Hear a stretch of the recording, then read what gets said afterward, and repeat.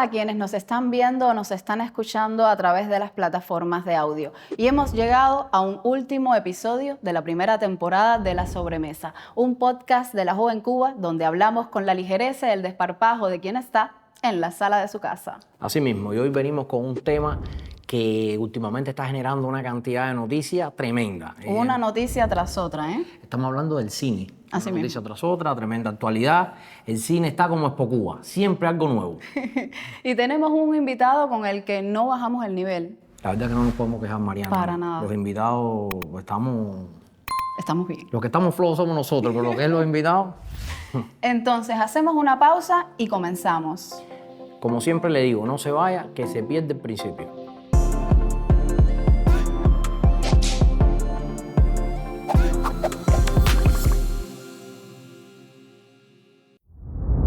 Hoy tenemos en la sobremesa a alguien con una larguísima trayectoria en el sector cinematográfico, uno de los autores de Historias en Común, 40 años, 50 películas del cine iberoamericano, quien además ha sido jurado en numerosos festivales de cine y quien fuera director del Festival Internacional del Nuevo Cine Latinoamericano.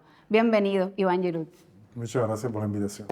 Agradecidísimos de tenerte aquí y empezamos directo al pecho. ¿Cuál tú crees que sea el estado actual del cine cubano? Wow. No, el programa no alcanza. Estamos viviendo una situación muy compleja, una situación específicamente no solo del cine, sino también del país y del entorno. Entonces la situación es muy delicada porque hay un diálogo que está por construirse, que nos acaba de producir, entre un gremio bastante prolífero en personas, en actividades dentro de la industria y la institución. Y eso es muy delicado, porque los diálogos hay que tratar siempre de establecerlos. Entonces, siempre la esperanza de que en un momento se entienda que no hay otra solución que el diálogo y que hay que empezar a entender. Porque hay que ir ahí al origen de lo que es la Asamblea del Cine. La Asamblea del Cine no nació ahora, nació hace tiempo. Pero quizás sea otra pregunta, entonces no me quiero adelantar. Exactamente, es como si tuvieses una bola de cristal. Es otra pregunta. Yo te iba a decir que una de las características que tiene este gremio es que está organizado. Lo que le da paso organizado y articulado, ¿no? Que yo diría que diferencia el gremio del cine de otros gremios. Pero hoy, o sea, si vamos a hablar de la Asamblea, ¿qué papel tiene la Asamblea hoy en el escenario del cine cubano? A ver, el problema es que el cine por su naturaleza está articulado, quiere decir. No es igual que... O sea, la diferencia, por ejemplo, que puede haber con un grupo de teatro. Está articulado en ese mismo grupo, pero no está articulado en sí a los demás grupos. En caso del cine, es un gremio que trabaja hoy con una estructura, mañana con otra, y es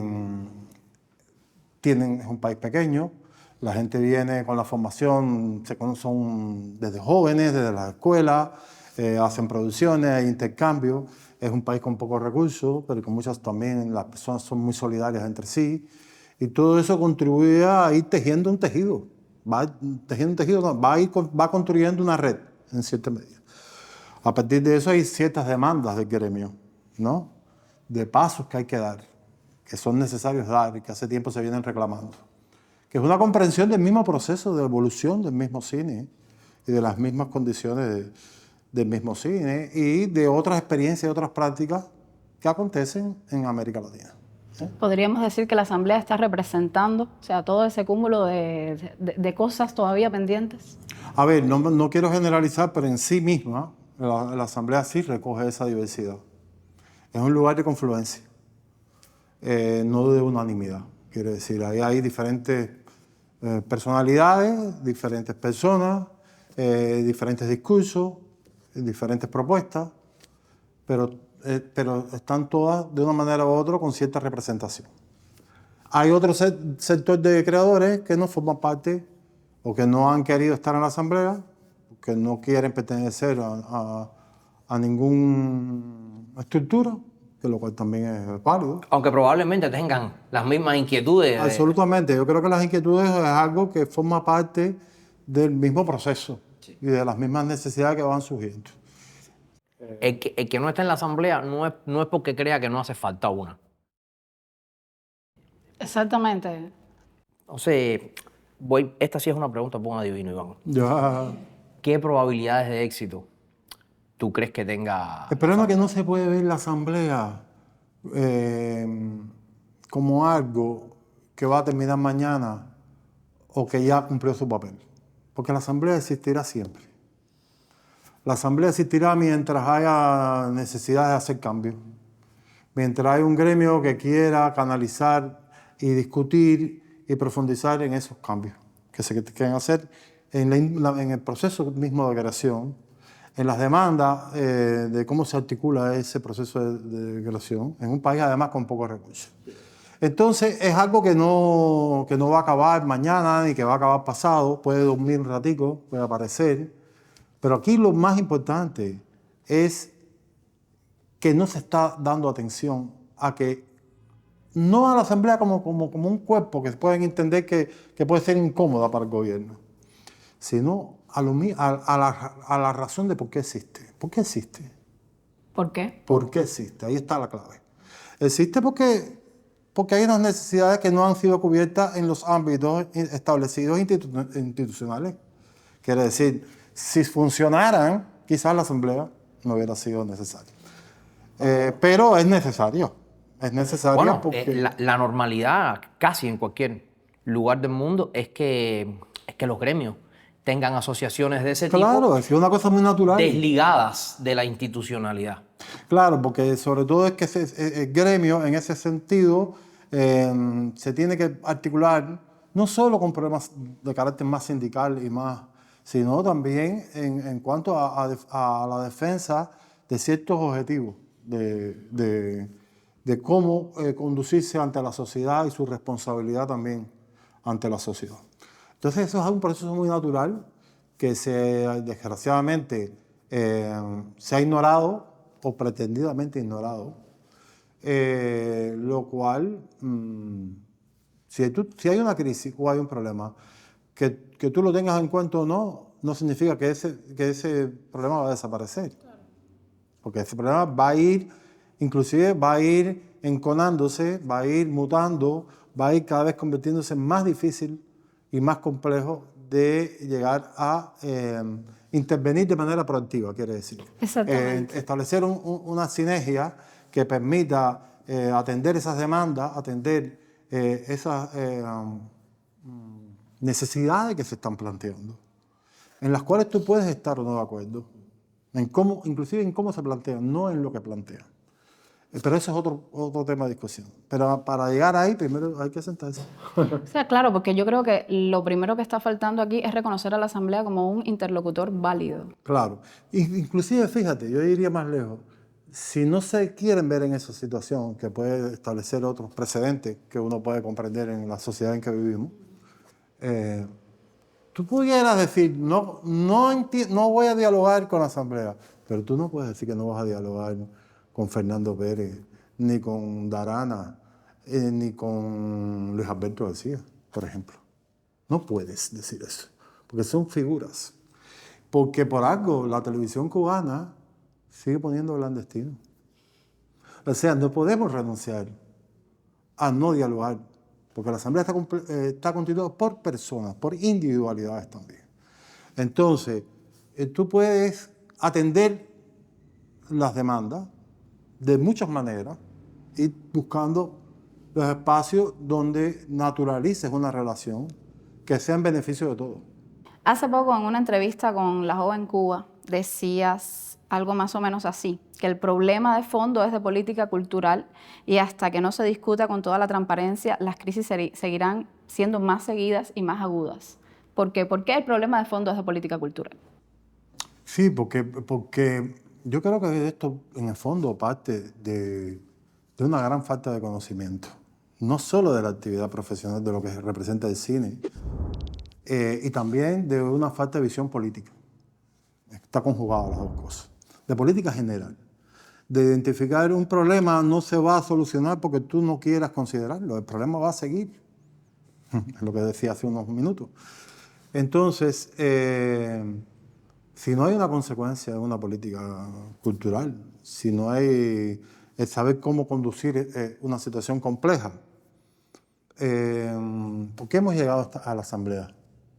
O sea, la Asamblea no es nueva. La Asamblea podríamos remontarla, de verdad, si fuéramos a ver los orígenes de la Asamblea, se remonta a 2013, cuando se crea la primera Asamblea. ¿Por qué se crea? Y ahí están las preguntas. Las preguntas están, ¿y esto por qué? ¿Esto de dónde sale y por qué sale? ¿Y qué hemos hecho para atender las cosas que nos parecen que nos ayudan a atender? Entonces, es un problema de cómo tú intervienes como institución en una realidad, no virando la cara y tratando de construir una pararrealidad. Muy importante. No puedes construir una pararrealidad, porque esa pararrealidad va a ser tu primer enemigo. Sí, Iván, todas estas necesidades que han hecho surgir la Asamblea, entre las cuales podríamos hablar de la censura y de muchísimas otras, a mucha gente, sobre todo a creadores jóvenes, les ha hecho pensar que quizá la solución personal en cada caso es irse de aquí, porque aquí no se puede hacer cine. Teniendo en cuenta, por supuesto, que aunque se vayan, esas personas siguen haciendo cine cubano desde afuera. Sin ir más lejos, tú hacías el festival de cine desde lejos, ¿no? ¿Qué opinas tú de este éxodo y de las personas que aún sin irse lo están valorando? A ver, el éxodo trasciende el escenario del cine. El éxodo de la gran inmigración que ha tenido la población cubana en los últimos 4 o 5 años es realmente uno de los problemas más graves a los cuales nos tendremos que enfrentar en el futuro inmediato y en el futuro a largo plazo. Porque hay una gran masa de esa juventud fundamental que ha sido formada y que ha tenido desarrollada y que hemos perdido. O sea, y fíjate, Iván, hay una cosa, perdóname que el problema no solo está en que se va, el problema está en el que vive aquí y la cabeza la tiene puesta en irse. Claro. Y no inicia planes y no hace nada porque no se ve en el futuro. Claro, esa falta o sea, hay muchos elementos que contribuyen a esto. Y entonces, no se puede explicar, desde el cine no se puede explicar problemas que trascienden al cine. Pero el cine ha sido muy afectado, como todo. Sobre todo, pero yo quiero ahí hacer una breve... El tema del cine y los jóvenes es un problema que se remonta casi desde la creación de las escuelas de Fanca y de la escuela de San Antonio. Porque en ese momento se graduaban los jóvenes de esas escuelas y no tenían espacio en las instituciones. ¿Cuándo empiezan a crearse? Cuando el mundo empieza, cuando las tecnologías se empiezan a desarrollar y cuando no hay una dependencia real de para yo hacer una obra necesito de la institución. Pero las instituciones estaban cerradas, no porque no entendieran que era bueno que se sumaran, sino por problemas de estructura, de plantilla y de cosas así. Entonces esto es un fenómeno que se remonta casi a hace 30 años, 40 años, de que pues los jóvenes se graduaban, no tenían oportunidades, algunos se iban, otros se quedaban, estaban empezando a trabajar en la periferia de las instituciones. Y así se fue construyendo, a medida que las tecnologías fueron avanzando, ese cine periférico, que no es el cine institucional, que es el cine independiente, que va ganando una fuerza en la medida de que va haciéndose cada vez obras con mayor calidad y también empiezan a tener herramientas esos cineastas para ese cine moverlo hacia el mundo. O sea, empezaron a graduarse muchachos y desde la institucionalidad la cosa fue, oye, aquí no hay cine para tanta gente. Claro. ¿Cómo valoras tú hoy digamos, si tuviéramos que hablar de, no sé, de la salud, de la enseñanza del cine en Cuba? No estoy muy cerca del tema de la formación, de las materias curriculares. Y solo lo puedo juzgar a partir de las obras, de algunos de ellos. Claro, pero... Y que hay algunas que de verdad pero donde ahí se puede desligar el talento excepcional que puede tener alguien de una verdadera vocación. Hay algo que no está resuelto en la enseñanza, y es que muchos de los creadores importantes de este país no están vinculados directamente a la enseñanza porque la enseñanza no ha tenido la capacidad y la ductibilidad de hacer programas que permitan, por ejemplo, que un director más activo, o sobre todo editores o fotógrafos que tienen más trabajo, puedan tener un taller de 2-3 semanas, porque no pueden estar un curso lectivo completo. Claro. O sea, esa ductibilidad sí creo que ha faltado, y es muy importante en una asignatura o en una carrera creativa que esté atendida por creadores. Es duro que la clase... No por personas que teóricamente han estudiado, que manejan las cosas, pero que tampoco son un punto de inspiración creativa y un punto de emotividad para los alumnos desarrollar otras posibilidades. Claro, ahora, yo creo que hay otros factores aquí que están incidiendo un poco también en el éxodo de los cineastas jóvenes cubanos. Tiene que ver, por ejemplo, con casos como que la muestra se cerró. Sí, el tema de la muestra fue un tema que igual es muy complejo desarrollarlo aquí, porque tiene muchos aristas. Yo cuando surgió el fondo, El fondo de fomento. el fondo de fomento, dije, esto es la verdad lo que nos va a salvar. ¿Por qué? Porque el fondo se convertía en un punto de confluencia, donde no estaban necesariamente, no estoy en contra de la muestra, estoy en contra de que los jóvenes deben empezar a reconocerse, a jerarquizarse, a trabajar juntos, pero lo que se veía era una gran división. Que yo creo que la Asamblea en cierta medida empieza a resolver esas diferencias generacionales, que no es que haya que estar en contra, pero lo que sí no se pueden es ignorar. Quiere decir, los presupuestos de una generación joven de cómo entienden el cine y cómo se van a expresar va a ser diferente a una generación madura. Pero lo importante es que se entiendan, que hay un flujo y que hay un reflujo. Entonces, el fondo para mí era el punto de la maravilla, de la confluencia, donde todo el mundo presentaba un proyecto, ya sea joven o no. A las primeras películas le daban el 100% de los beneficios, pero eso iba permitiendo que se iba creando algo que no era cine independiente y cine estatal. Los que siempre firman por el ICAI y los que nunca van a firmar por el ICAI. Los jóvenes, el cine enquistado en la muestra, quiere decir, solamente se ve ahí, después de las películas de ellos no se exhibían en otras circunstancias. O sea, yo creo que el problema ha sido de cómo se ha ido interpretando, cómo se ha ido leyendo de manera no lo más inteligente los cambios mismos que se van generando en la sociedad y en el propio cine. Cómo vas a ir incorporando en una dinámica que no puedes pensar en el ICAI del año 59, que se creó además cuando en un país habían también empresas privadas, porque era un mundo totalmente diferente. Entonces hay que repensar todo eso. Y por eso me gusta mucho con la Asamblea, en sus últimas... que las asambleas no son 3 personas, tampoco, no son las caras que pueden ser ahora más visibles, serán otras después, porque la asamblea realmente para mí es el reflejo de un grupo, de una expresión de la misma naturaleza, de las necesidades que hay, de las cosas que se están planeando por resolver. Que la misma asamblea haya llamado la atención sobre la importancia de una ley de cine, que era una cosa que retoma de G20. Le vamos a caer a eso. Okay. Mira, y no solo a eso, tenemos aquí unas preguntas interesantísimas, pero yo te soy franco, yo no me siento capaz de entrarle a esa parte sin un café en el cuerpo. Bueno, pues dale. Yo también, tomando con el cigarro.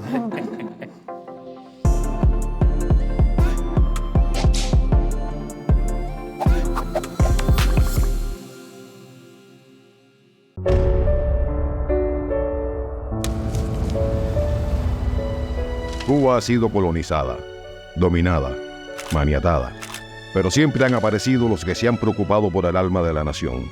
Y a pesar de su historia difícil, el pueblo cubano es cívico, justo y merece más de lo que ha tenido.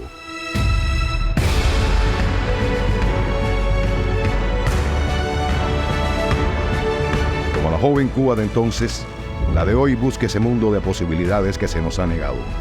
Ya basta de ponernos a escoger entre soberanía y libertad. Una república no se construye a medias. Ahí se llega uniendo las voces de la nación, porque sin cada uno de nosotros le faltaría un pedazo. Nuestro horizonte es ese diálogo. Acompáñanos. Bueno, Iván. Sí, sírvete café, estás en tu casa. Con tal que me dejes, pues... Me voy a servir un poquito porque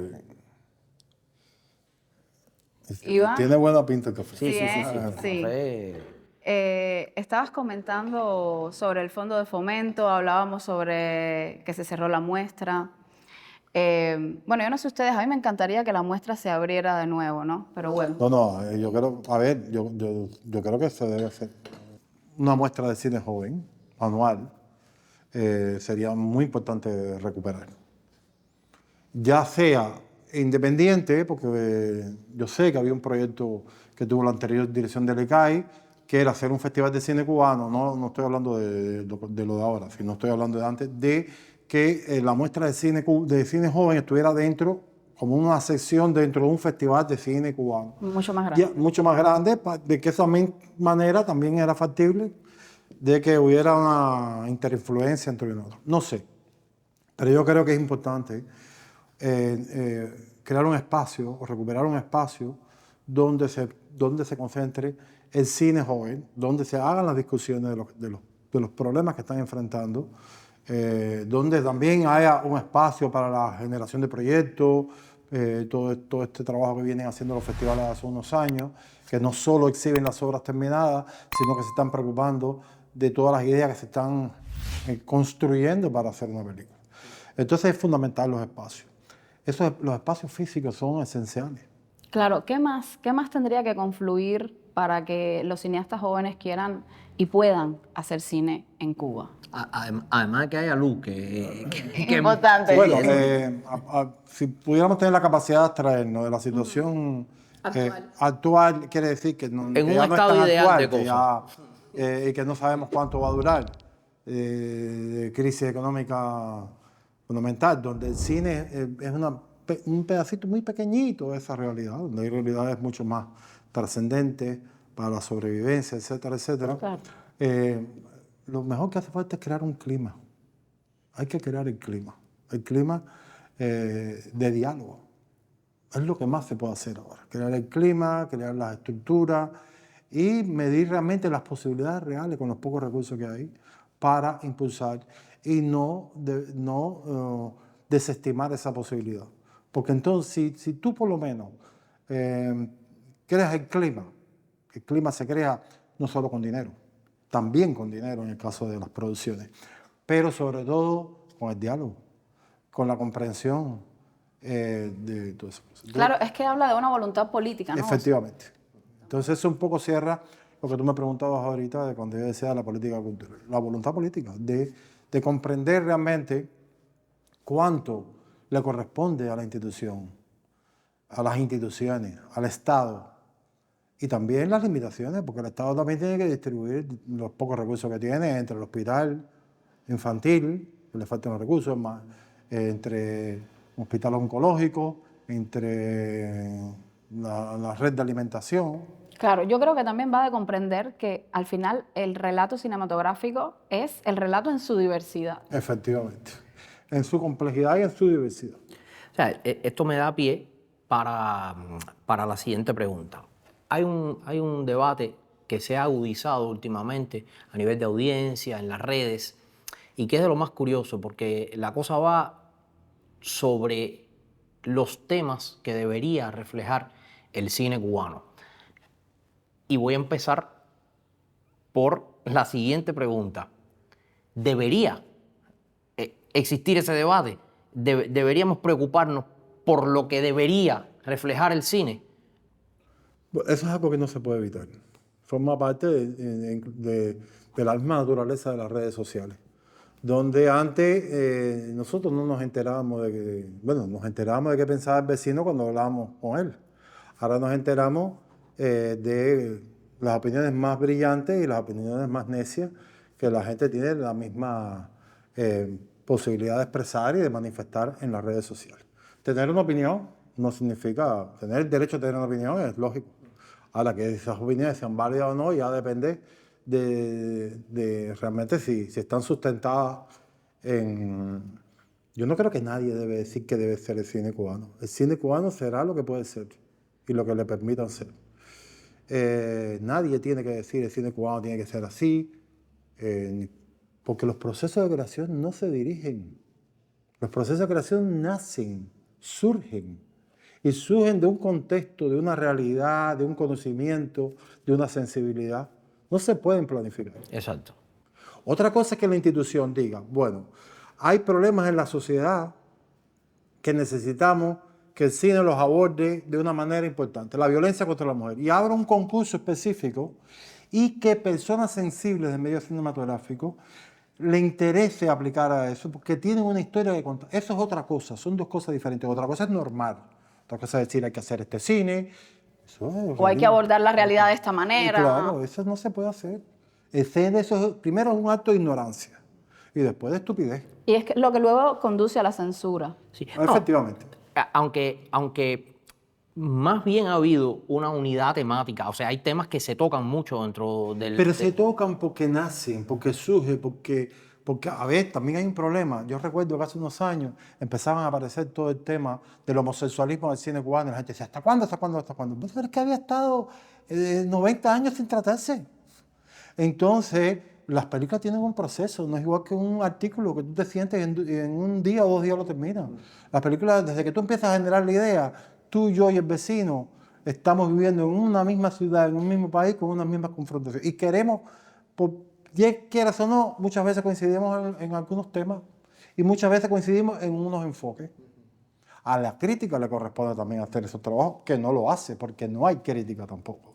Quiere decir. Esa es otra arista, exactamente. Aún así, hay películas que han salido, estoy pensando, no sé, en Juan de los Muertos, una película de terror, por decirlo de alguna manera. Que rompe los esquemas. O Vinci, la de Guardollano, que son bocanadas de aire fresco y que se agradece mucho. No, y que son muy necesarias en una industria, lo que yo te decía ahorita, porque son películas con un potencial comercial mayor, ¿no? Con un nivel de popularidad, porque tienen más seguidores, que permiten películas más complejas, o más difíciles, o más herméticas, con un discurso más elaborado, que no es necesariamente el que comparte la mayor cantidad de espectadores. Claro. Entonces vamos a hacer una pausa, enseguida regresamos.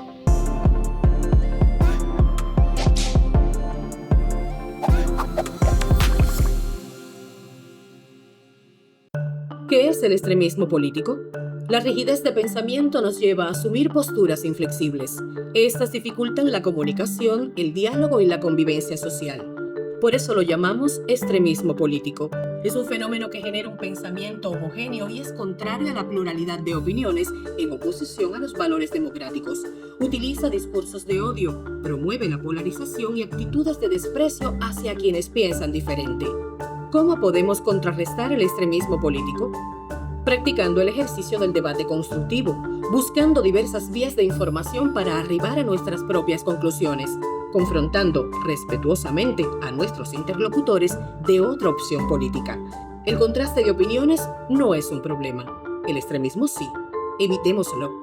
Este es un mensaje del Observatorio sobre Extremismo Político de la Joven Cuba. Iván, una de las cosas de las que se ha hablado más en los últimos tiempos es de la necesidad de una ley de cine.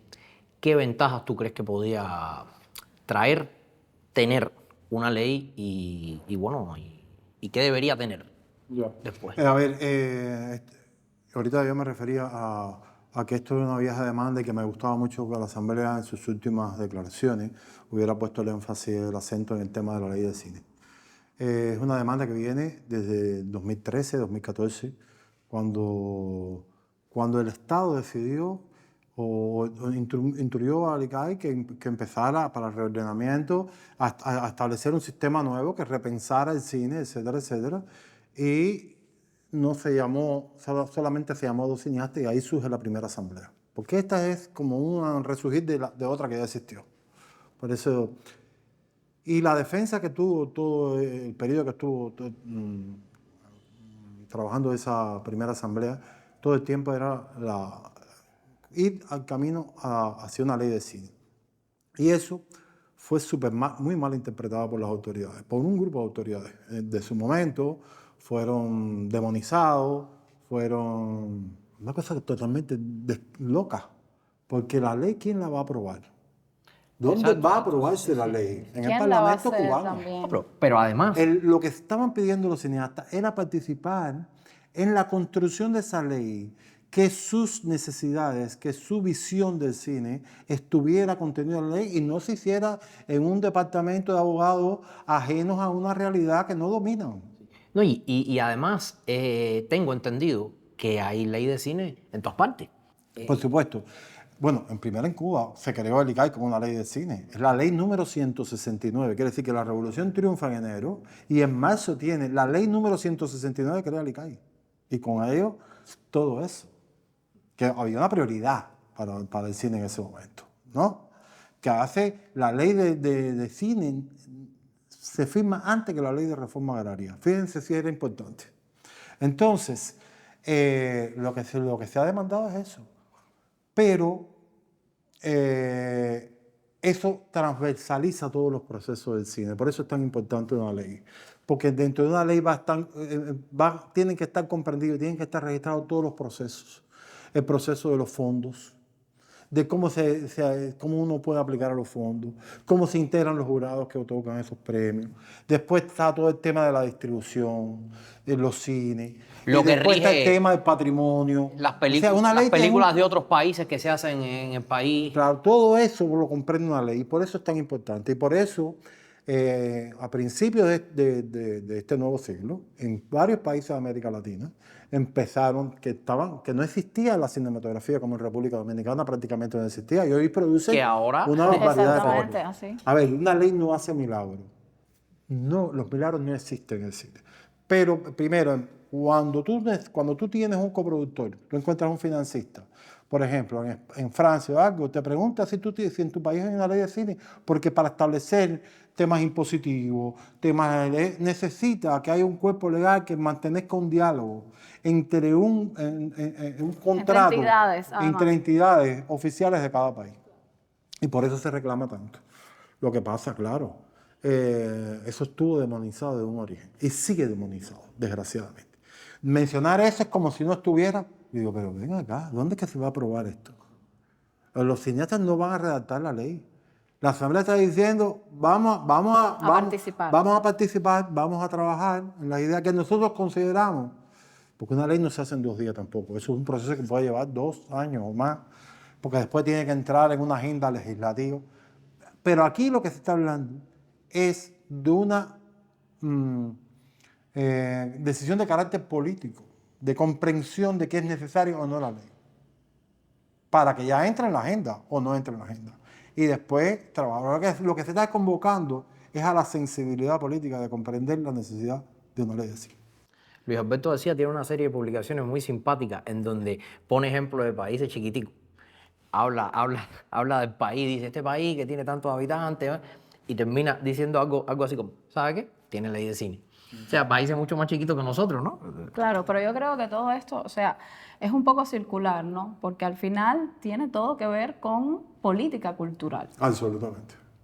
Tiene que ver con una comprensión, yo parto, no solo con una comprensión de la realidad, una lectura de la realidad, no oblicua, sino de verdad, de mirar la realidad y ver la complejidad que tiene, que no se puede simplificar, y también de un conocimiento de los procesos de creación y de los procesos industriales del cine, que son muy diferentes a otros procesos del libro o de manifestaciones tan individuales como es las artes plásticas en sentido general, o como puede ser la misma literatura, que son puntuales. Que lo hace un señor en su casa o una señora. El cine es... Bueno, creo que ya... Podemos pasar. Sí, vamos al tiroteo. Exactamente. ¿Empiezo yo? Vamos a decir sobre Empiezas tú, sí, tú sabes. Estas son tres preguntas que se responden con economía de recursos.